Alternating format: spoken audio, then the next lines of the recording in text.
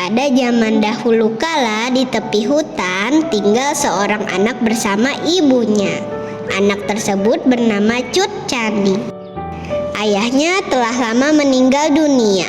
Walaupun begitu, Cut Candi sangat sayang kepada orang tuanya. Dia tidak lupa selalu mendoakan kedua orang tuanya selesai sholat.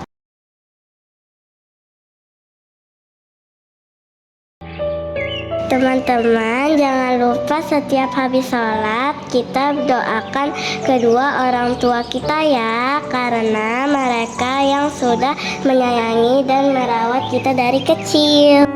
Seperti pada firman Allah di surat Al-Isra ayat 23 yang artinya, dan Tuhanmu telah memerintahkan supaya kamu jangan menyembah selain Dia, dan hendaklah kamu berbuat baik pada ibu bapakmu. Cut Candi tinggal berdua dengan ibunya di sebuah pondok di tepi hutan. Hutan yang asri, udara yang segar, dan bunga-bunga bermekaran.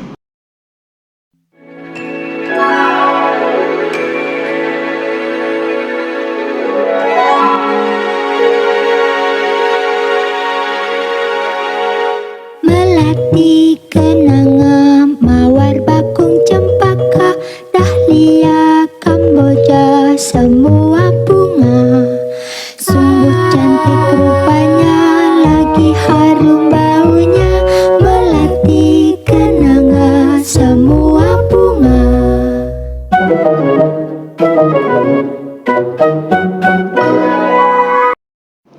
Ayah Cut Candi meninggalkan sebidang kebun yang sudah ditanami dengan berbagai bunga-bunga, buah-buahan, dan sayur-sayuran. Dari hasil kebun inilah menjadi nafkah Candi dan ibunya. Ibu Candi sangat rajin menjaga kebunnya sehingga cukup banyak dan segar-segar. Namun pagi itu ada bunga yang layu.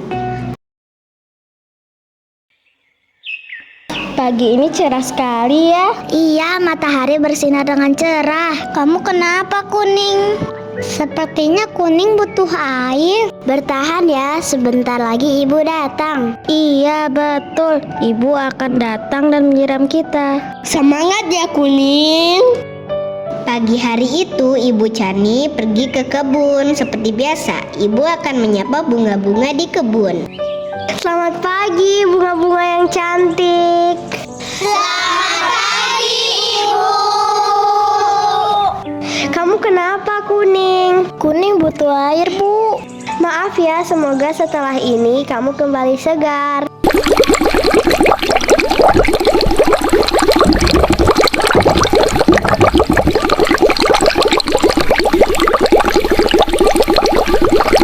Terima kasih, Ibu. Wah, segar sekali. Assalamualaikum, Ibu. Waalaikumsalam, anakku. Ibu sedang apa? Ibu sedang menyiapkan bekal untuk Cani. Wah, buah-buahan yang lezat. Cani suka sekali, Bu. Terima kasih ya, Bu. Sama-sama, nak. Dihabiskan ya. Aku bawa untuk makan di kebun ya, Bu. Tidak berapa jauh dari pondok Cut Candi tinggallah Cut Caya. Dia hanya tinggal bersama ayahnya saja karena ibunya sudah lama meninggal. Kegemaran ayahnya Cut Caya ialah berburu.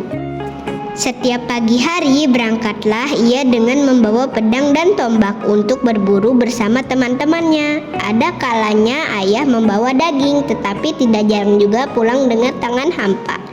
Ayah dan Cut Caya tinggal di gubuk yang kecil. Anakku, ayah akan ke hutan untuk berburu. Tetaplah di rumah ya.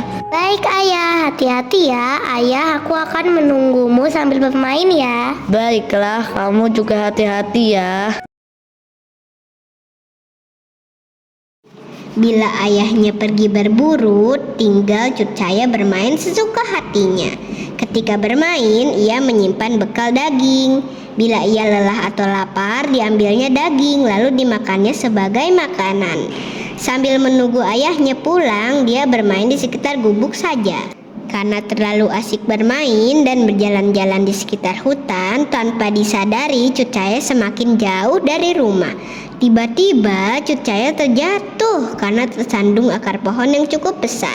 Aduh, sakitnya. Tolong ayah, tolong aku. Ternyata tangisan Cut Caya terdengar oleh Cut Cani yang juga sedang bermain sendiri. Ada apa ini? Siapa kamu? Aku belum pernah melihatmu. Perkenalkan, aku Cut Cani. Mari aku bantu bangun. Terima kasih sudah menolongku, Cut Cani. Namaku Cut Caya. Sama-sama, bagaimana kalau kita berteman? Tentu saja, selama ini aku selalu sendirian. Aku pun begitu, Caya. Ayo kita bermain. Ayo. Suka hatilah keduanya karena dapat bermain bersama. Setelah letih dan lapar, keduanya mengeluarkan bekalnya masing-masing. Cani heran melihat daging yang dibawa Caya dijadikan sebagai bekal. Caya juga heran melihat buah-buahan yang dibawa Cani.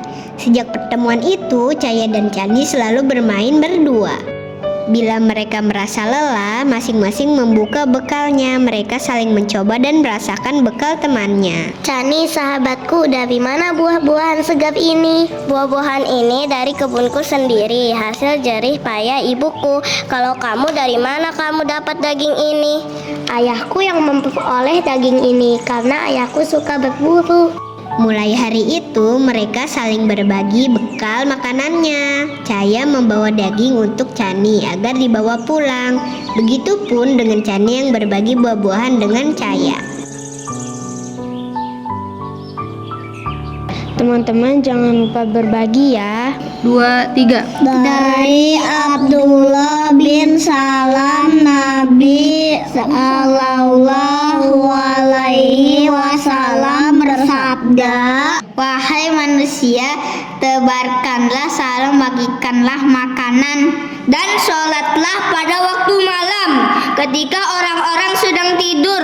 Niscaya kalian pasti masuk surga dengan selamat.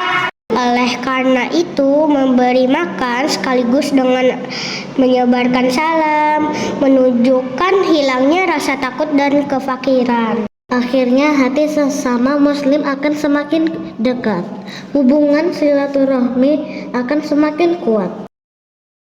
Cerita ini memperkenalkan dua tokoh anak-anak, di mana seorang tidak punya ayah dan yang lainnya tidak punya ibu. Perkenalan kedua anak-anak ini dilanjutkan dengan tali persahabatan yang erat.